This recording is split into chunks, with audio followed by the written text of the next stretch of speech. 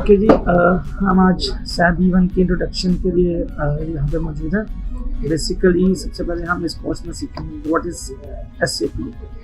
The word is known as SAP।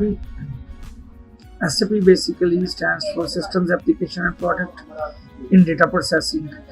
ये एक German based software company है जिसका जो कि इस्टेब्लिश हुई थी 1972 में एज एन ERP कंपनी। इसमें ये था कि 5 एम्प्लॉयज़ थे IBM के जिन्होंने अपनी जॉब को क्विट किया और एक नई कंपनी की बुनियाद रखी 1972 में जर्मनी के शहर वॉल्डरूफ में।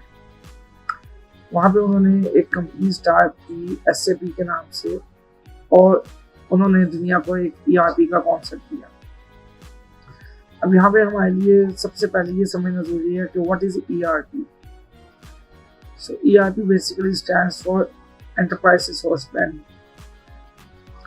Enterprise Resource Planning की अगर आप डेफिनेशन गूगल पर सर्च करोगे तो आपको बहुत सारी डेफिनेशंस मिलेंगी, लेकिन जो मोस्ट जिसको क्या कॉम्प्रिहेंसिव डेफिनेशन है जिसके अंदर आप कम से कम वर्ड में उस डेफिनेशन का क्रक्स निकाल सकते हैं, that is known as integration of business processes.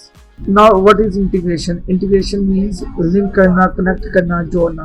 business processes हम कहते हैं different business के जो departments हैं उनके जो flow charts हैं, flows हैं, उनको हम business process कहते हैं। like अगर हम accounts department में हैं तो हमने कोई चीज़ पैसे receive करने हैं तो हमारा क्या बनेगा, flow chart बन जाएगा receivable का। इसी तरह अगर हमने पैसे देने हैं तो पेमेंट का फ्लो चार्ट बन जाएगा। अगर मैं HR में हूँ और HR में मैंने अगर रिक्रूटमेंट करनी है तो वो एक रिक्रूटमेंट का एक पूरा प्रोसेस बनेगा जिसको हम कहते हैं बिजनेस प्रोसेस।